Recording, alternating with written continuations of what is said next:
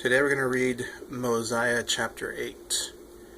And before I begin, I'd like to invite you to hit pause and say a prayer and ask for discernment so that you might get out of this what you're supposed to.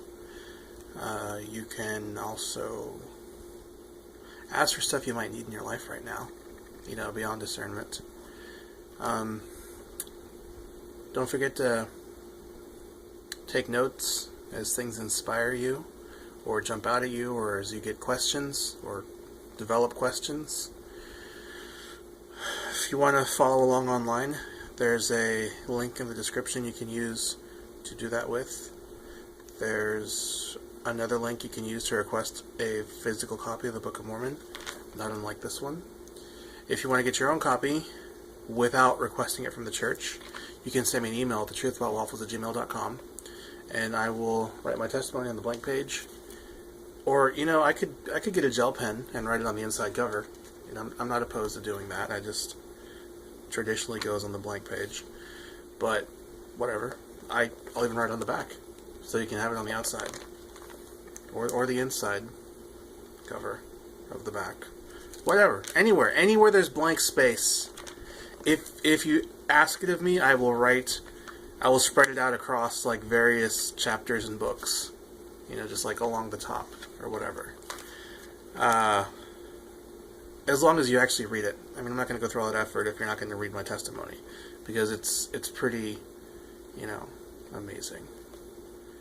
What else? Beneath that, there are links so that you can download the Gospel Library app for your Android device, iOS device, or Windows tablet, computer, phone, whatever you can get Windows on. Which, I don't know, could be like a Kyocera printer, could be anything really. So Mosiah chapter 8. Did I forget something? That's everything I normally say, right? I always forget because I don't really pay attention to what I say. I just say it, no filter. Let's just get started. And it came to pass that after King, and I'm still not sure how to say this, Limhi, I'm presuming, had made an end of speaking to his people, for he spake many things unto them, and only a few of them have I written in this book, he told his people all the things concerning their brethren who were in the land of Zarahemla. And he caused that Ammon should stand up before the multitude, and rehearse unto them all that happened unto their brethren from the time that, and again, I'm thinking this is pronounced Zenith, not unlike the TV, went up out of the land, even until the time that he himself came up out of the land. And he also rehearsed unto them the last words which King Benjamin had taught them, and explained them to the people of King Limhi, so that they might understand all the words which he spake. And it came to pass that after he had done all this, the King Limhi dismissed the multitude, and caused that they should return every one unto his house. Unto his own house. Not just his house. And it came to pass that he caused that the plates which contained the record of his people from the time that they left the land of Zarahemla should be brought before Ammon, that he might read them. Now as soon as Ammon had read the record, the king inquired of him, to know if he could interpret languages, and Ammon told him that he could not. And the king said unto him, being grieved for the afflictions of my people, I caused that 43 of my people should take a journey into the wilderness, that thereby they might find the land of Zarahemla, that we might appeal unto our brethren to deliver us out of bondage. And they were lost in the wilderness for the space of many days, yet they were diligent and found not the land of Zarahemla, but returned to this land, having travelled in a land among many waters, having discovered a land which was covered with bones of men and of beasts, and was also covered with ruins of buildings of every kind, having discovered a land which had been peopled with a people who were as numerous as the hosts of Israel. And for a testimony that the things that they had said are true, they have brought 24 plates, which are filled with engravings, and they are of pure gold. And behold, also they have brought breastplates, which are large, and they are of brass and of copper, and are perfectly sound.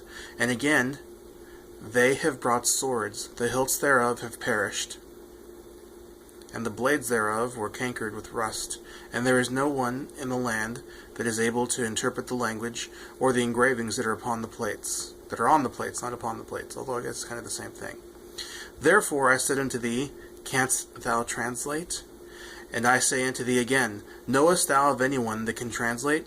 For I am desirous that these records should be translated into our language. For perhaps they will give us a knowledge of a remnant of the people who have been destroyed, from whence these records came. Or perhaps they will give us a knowledge of this very people who have been destroyed, and I am desirous to know the cause of their destruction. Now Ammon said unto him, I can assuredly tell thee, O king of a man... O king... Okay. He's not king of a man. He says, O king of a man that can translate the records, for he was wherewith that he can look. For he has wherewith he can look. These are kind of hard to read sometimes. And translate all records that are of ancient date, and it is a gift from God, and the things are called interpreters, and no man can look in them except he be commanded, lest he should look for that he ought not, and he should perish. And whosoever is commanded to look in them, the same is called a seer. And behold, the king of the people who are in the land of Zarahemla is the man who is commanded to do these things, and who has this high gift from God. And the king said that a seer is greater than a prophet. And Ammon said that a seer is a revelator and a prophet also, and a gift which is greater than no man have, except he should possess the power of God, which no man can. Yet a man may have greater power given him from God.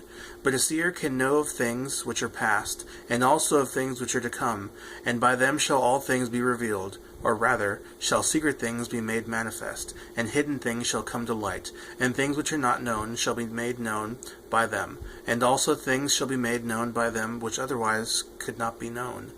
Thus God has provided as a means that man, through faith, might work mighty miracles. Therefore he becometh a great benefit to his fellow beings.